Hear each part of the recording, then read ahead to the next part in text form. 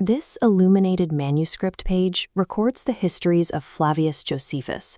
According to his research, King David of Israel amassed a personal fortune so vast it was said to surpass the treasuries of every other ancient monarch, including Alexander the Great. David collected far more wealth than was needed to build Jerusalem's temple. When he died, his son Solomon took an overwhelming majority of those excess riches, possibly as much as 90% of the total reserve, and buried them underground alongside his father. Within a few generations, the exact location of this massive subterranean vault beneath Jerusalem was lost to time. For over 800 years, it sat undisturbed in the dark. The greatest concentration of wealth in the ancient world became a ghost story, waiting until a ruler grew desperate enough to go looking for it.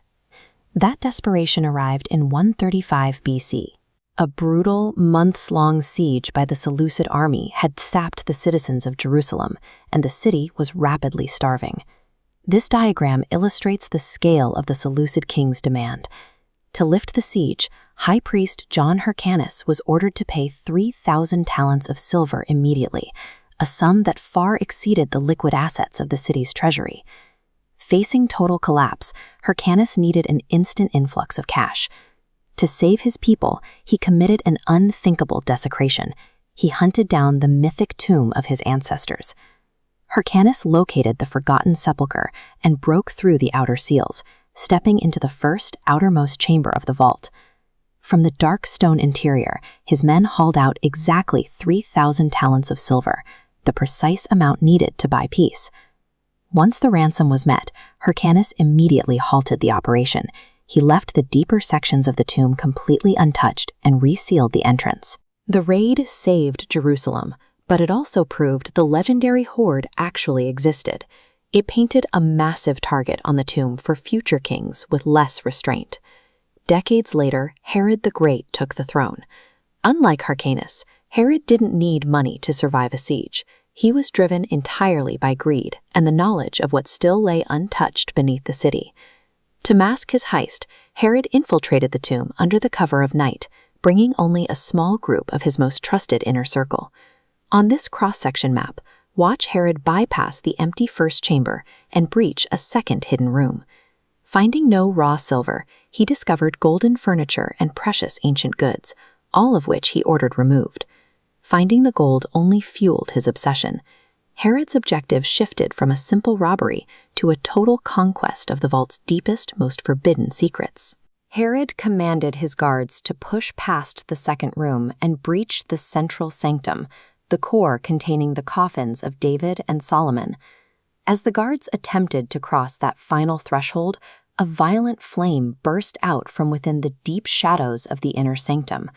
The two forward guards were instantly killed by the sudden eruption, violently halting the expedition in its tracks.